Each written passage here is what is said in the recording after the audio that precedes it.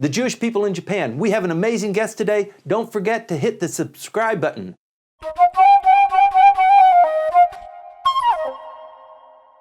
Hi everyone, welcome back to Tokyo on Fire. Today is February 20th, 2019. Today we're going to talk about Israel and the relationship between Israel and Japan. Once again, during our last episode of Mission Japan, we were honored to have the ambassador to Israel, and today I'd like to welcome from the Simon Wiesenthal Center in Los Angeles, Rabbi Abraham Cooper. Welcome. Thanks for having me. It's great to have you here. You're in Tokyo very frequently. You're talking to people at all levels of government. You are a champion of the downtrodden. You represent the Simon Wiesenthal Center on human rights issues. I've seen you in the newspaper, in the New York Times. You are a prominent, you're one of the top rabbis in the world. I wouldn't go that far, but I am a troublemaker, yes. originally from New York. And, I represent an institution that's based on the Asia-Pacific Rim. The Simon Wiesenthal Center is based in Los Angeles. And so what goes on in the neighborhood, including and especially our democratic allies and trading partners here in Japan, has always been very important for us. You got an early start. I mean, you grew up in Brooklyn. When you were 23, you went to Russia. I don't know why your mother let you go to Russia at that, but this was a critical period and kind of helped launch your career. You've been at the forefront of championing these issues of the Israelis, the Jews, and how they are kind of besmirched by certain pockets in Japan and also all around the world. Yeah, it's been a really amazing experience to visit here since 1985. We've come a very, very long way. But I think for some of the Japanese elite, including people who probably never actually meet a Jew, I think the idea of a Jew, not the reality. I've never been accosted, been here 40 times. You can walk out 2 o'clock in the morning. No one's going to say, oh, there goes a Jew or a rabbi, let's go get him. It's the safest place to walk. But the idea of another who you don't really fully understand, and many Jews are quite prominent, involved in economics, in diplomacy, in business. So I think there's been a lot of mystery around surrounding Jews, and especially one particular book, The Protocols of the Elders of Zion, a czarist screed written in the end of the 19th century that accuses Jews of conspiracies to take over the world. That's embedded itself culturally here for quite a long time. No, apparently that caught fire here, and a lot of people ascribe to it because they think it's a cool conspiracy theory. It seems to make sense. You know, the Jews have all the money, they had all the diamonds, they got all the gold, and of course they're ruling the world. And of course Jews and Zionists like the late Tip O'Neill, Al Gore, Rockefeller. I mean, for those of us who deal with real problems of anti-Semitism where there are significant Jewish populations, this seems almost like a sideshow. But Japan's very important, not only in the region but globally. And I've always felt that we could be part of a solution here by replacing stereotypes and introducing who we are, what our values are. And I would say that over the course now of 3 decades, I'm not taking all the credit for it, there's been, I think, a seismic shift in terms of, first of all, understanding who the Jewish people are. No, we don't go to synagogue or temple to plot the economic downfall of Japan. And also there are, I would say, some fundamental values that we both share. So there's a lot to learn. It's a huge learning curve, but for many, many reasons, but especially in including that today Japan is a strong democracy. We know one thing, democracies don't go to war with each other. Right. And while we need profound help in cultural interpretation, this program being one of them, it is very important for us to make that effort. And over the years, we've found some really great people here. You know, the thing that strikes me is the relationship between Israel and Japan. It's really a long history, and a lot of it is clouded in mystery and myth. But even after Israel retained independence, the first diplomatic relationship in the Middle East was between Israel and Japan. I mean, 1952. Right. It was quite, I think, an amazing moment. Japan was really yet to get back on its feet fully after World War II, but it was beginning the process of taking its place among the nations of the world. And Israel was the old new country, 3,000 years old, and 3 years after Auschwitz and the death camps and gas chambers, 1948, the modern state of Israel comes about. So the good news is that that diplomatic connection was made early. On the other hand, it's been a rocky road over these decades. One of the things that I think our viewers would appreciate a little bit of an understanding on is you can live in Japan for many years and you'll run into Mormons, you'll run into Catholics, you'll run into Protestants, but it is quite rare to run into somebody who is Jewish, and you don't always have the hat or the long beard and the tzitzis, right? Right.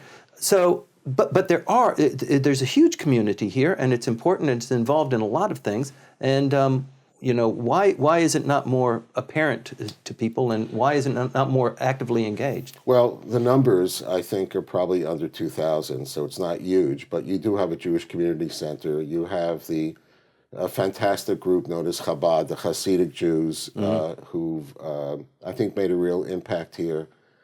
Historically, Kobe is an important venue for the Jewish people. They found initial safe haven running away from the Nazis before many of them made their way to Shanghai. So nonetheless, other than reading about Jews or seeing a Jewish-sounding name or maybe meeting someone in a business venture, you don't really get that opportunity for significant interaction unless you go overseas and representing Japan either diplomatically or yourself working for a major company or going to school. There's not enough of that impact. Today, things are changing because the state of Israel and Japan, you have many more tourists coming, and maybe even more significantly, after losing its way, Japan has now, I think, gained its mojo in terms of potential economic deals and investments in the Jewish state. It is incredible, the number of delegations that are coming, especially related to high tech and science, numerology, cryptology, that sort of thing.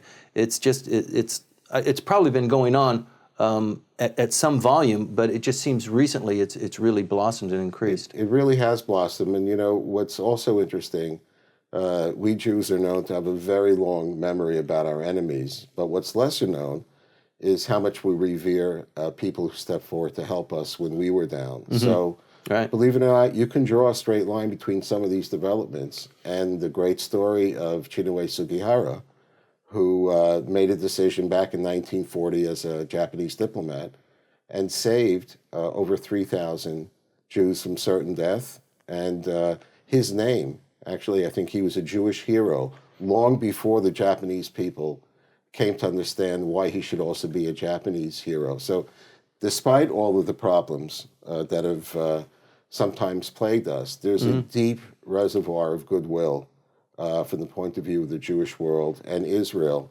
and Japan. And I think the more that people get to actually just interact, especially younger people, I think it could really take off. And again, I want to emphasize the realities are that because Japan absented itself for so many years in terms of investments and interactions and academic, the Chinese are way ahead of the game. However, we know one thing, it's something that Mr. Wiesenthal himself said. Where democracy is strong, it's good for Jews. And where it's weak, it's bad for Jews. Japan's the strongest democracy here in Asia. And that is part of the reason why I think, Israelis have just been chomping at the bit. When are we going to be able to create those kind of synergies so we can move on and build on it? And speaking personally, I'm quite optimistic. There are great signs of more change and better relations. There's now a direct flight between Japan and Israel. That's relatively recent. One of the things that strikes me as somewhat odd is this relationship between Israel and the foreign ministry, and Israel and the prime minister. The prime minister is a known advocate of Israel. He's a good friend of Israel. He's visited Israel before. He has a good relationship with Netanyahu.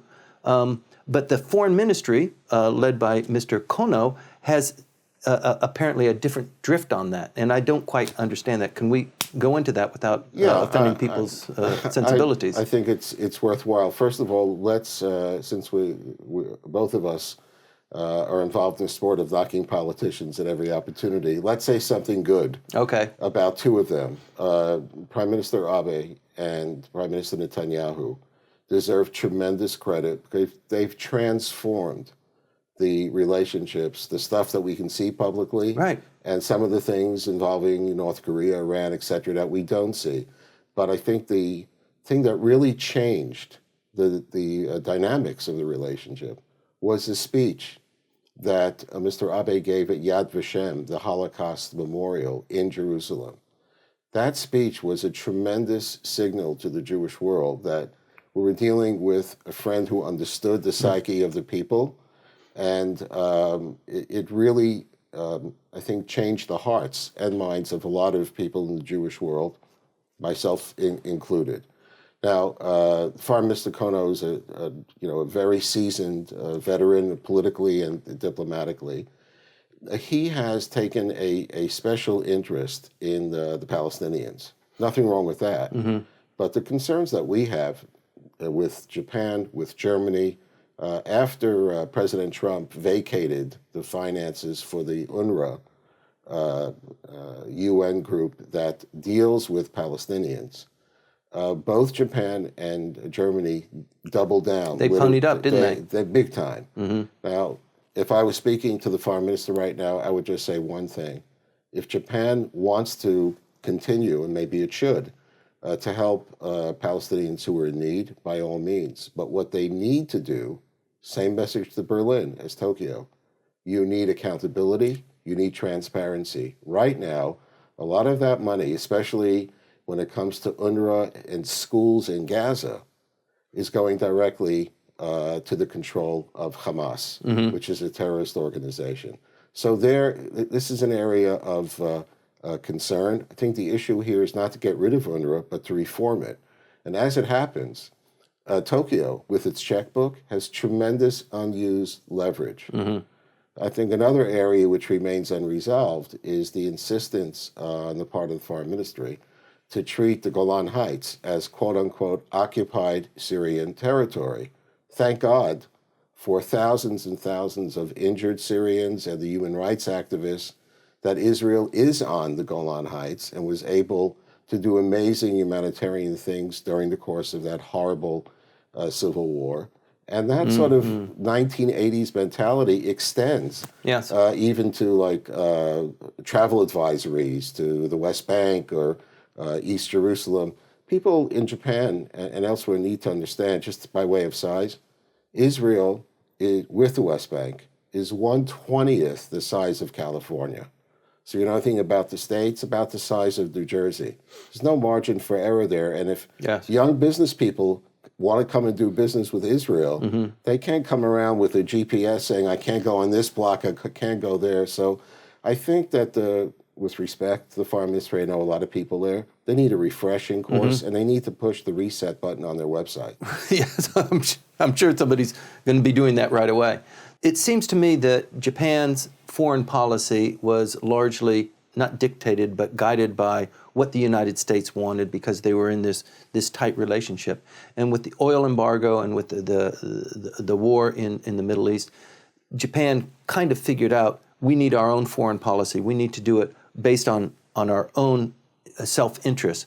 And it seems that the Palestinians got the advantage when they made that decision. And that's a kind of decision that sometimes gets set in stone when you're defining, foreign policy. It's hard to change it once it's set. And so the work that you're doing and you're coming to Japan and talking about these issues, I think is so important. But do you notice this movement, this shift that's going forward? Oh, there's the massive change. I go to Israel, just there about 10 days ago. It would be highly unusual to see any people from Japan.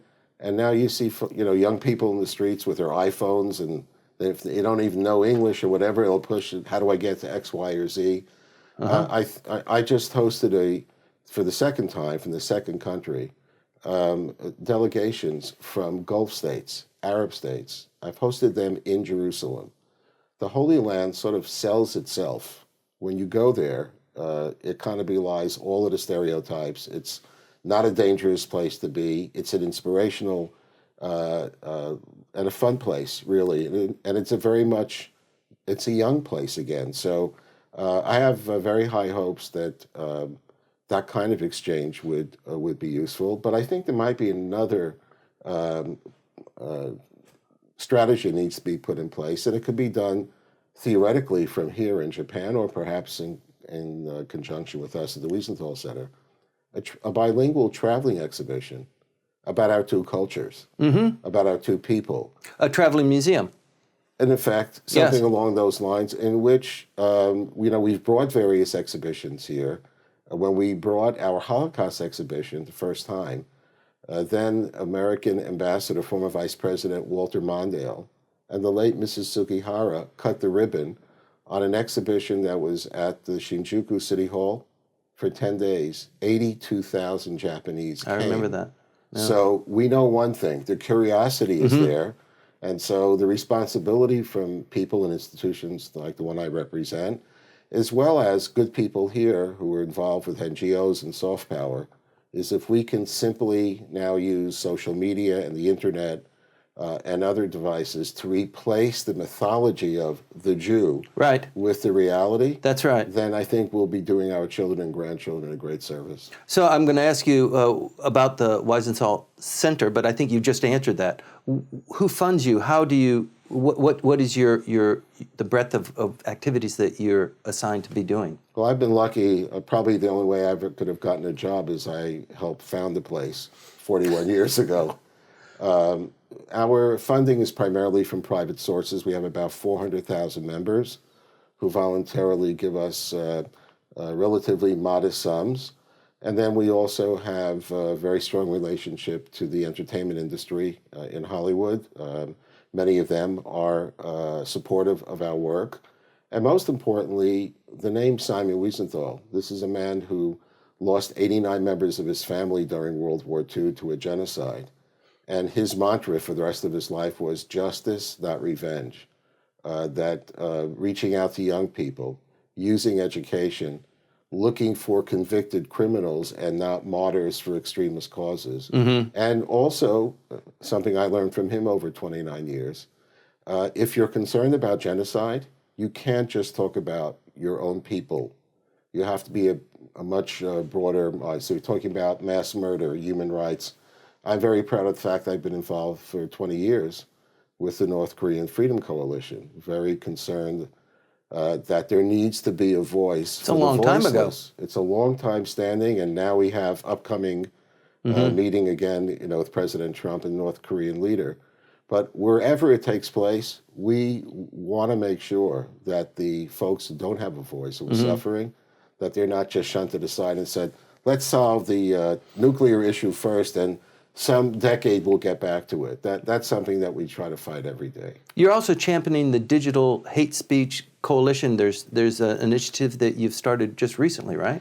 Well, actually, although I don't understand technology, I understand a little bit about hatred. We launched a quarter of a century ago a project called Digital Terrorism and Hate.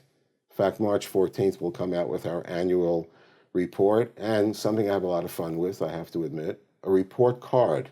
We actually grade Facebook and Twitter and VK.com in Russia and others on the issue of what do you do about the extremists who want to leverage your platform. Not to wait for governments or lawsuits, but in your day-to-day operation. Are you watching it? Are you monitoring it? We're watching it very, very carefully. And I think the long range, and this is something I've lectured here about in Japan and Singapore, around the world, anywhere you have a democracy, well, those democratic values are under assault by extremists. How do we balance privacy, intervention? And since I'm an American-born activist, I'm a big believer in trying to minimize the need to go to governments and try to maximize citizens, NGO, and soft power to lead the way. That's great. You were just recently in South Korea. There's a little bit of a kerfuffle going on there, isn't there?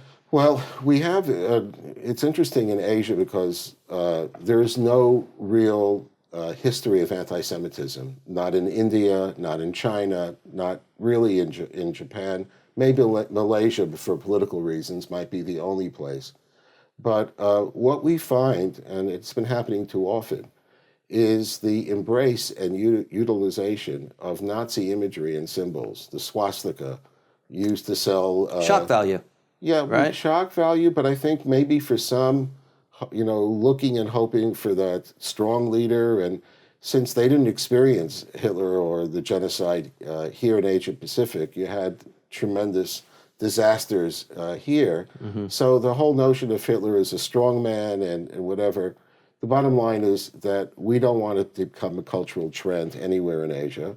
And so we had the opportunity to meet with some of the creative people in Korea to explain to them, yet again, we've had the issue here with Sony Music in Japan, to explain this is what happened during World War II. And most important, the swastika today is not a relic. It's a live symbol for racists and bigots on both sides of the Atlantic. It and sure is, yeah. when you see those girls, the teeny boppers who are wearing T-shirts with a swastika, try to explain to people from Asia, if you walked around Berlin about 10 o'clock at night with that T-shirt, they'd beat the hell out of you because you're a person of color. So if you have any idea of what Nazism actually represents, you'd be right out in front, against it, and maybe doing what you can to embrace the message of Anne Frank or someone along those lines. So we have some work to do, but again, we're especially inspired. I am also living in California, is that as long as Japan is the democracy, that's our most natural ally here across this pond. And, we talk about markets and the big brother and China's look, yeah, they're big players.